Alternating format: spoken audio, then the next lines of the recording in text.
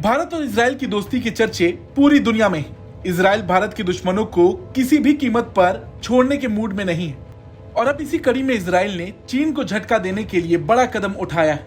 उत्तराखंड में कृषि बागवानी के विकास के लिए इजराइल की मदद से अब सेंटर ऑफ एक्सीलेंस की स्थापना की जाएगी। इजराइल के पास ड्राई लैंड फार्मिंग की तकनीक है, जिसमें पानी का कम इस्तेमाल कर फसलों का अधिक उत्पादन किया जाता है। ये तकनीक अब उत्तराखंड में भी कृषि क्षेत्र में एक क्रांति लाएगी। इंडो इजराइल एग्री प्रोजेक्ट के तहत अब तक भारत के विभिन्न राज्यों में 24 केंद्र स्थापित किए जा चुके हैं। इजराइल की कृषि बागवानी तकनीकी को सीखने के लिए जल्द ही उत्तराखंड का एक विशेषज्ञ दल इजराइल भेजा जाएगा। भारत और इजराइल के बीच कृषि के क्षेत्र में रणनीतिक साझेदारी है। इसका लक्ष्य फसल विविधता को बढ़ावा देना है। इससे पहले भी जम्मू कश्मीर के किसानों को इजराइल ने एक बड़ा तोहफा दिया था। जम्मू कश्मीर में 2 सेंटर ऑफ एक्सीलेंस स्थापित किए गए थे।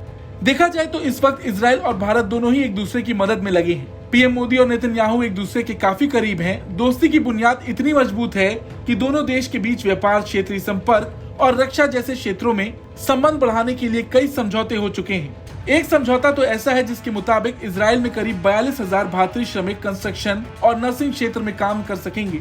भारत इजराइल के साथ मिलकर अरब देशों में क्षेत्रीय संपर्क को बढ़ावा देने में लगा है। आने वाले वक्त में खाड़ी के क्षेत्र में रेलवे नेटवर्क में इजराइल के हाइफा बंदरगाह तक भारतीय सामान की खेप पहुंचाने में काफी मददगार साबित होने वाली है, जो कि चीन और पाकिस्तान जैसे देशों के लिए बहुत बड़ा झटका होगा।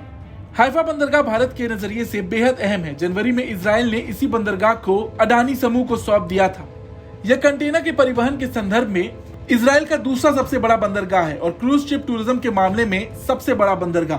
हालांकि ये ऐसे भी नहीं है। भारत इजराइल की दोस्ती कोई आज की नहीं। इस बात का अंदाजा ऐसे लगाया जा सकता है, जब पीएम मोदी इजराइल गए थे, पीएम नेतन्याहू के साथ उनकी कई तस्वीरें देखने को मिली थी, जब वो दोनों बीच पर एक साथ थे। वो याराना देख दोनों ही देश की जनता गदगद हो गई थी और दोनों ही देश एक दूसरे की तरक्की में हमेशा से हाथ बटाते आए हैं। ब्यूरो रिपोर्ट, भारत तक।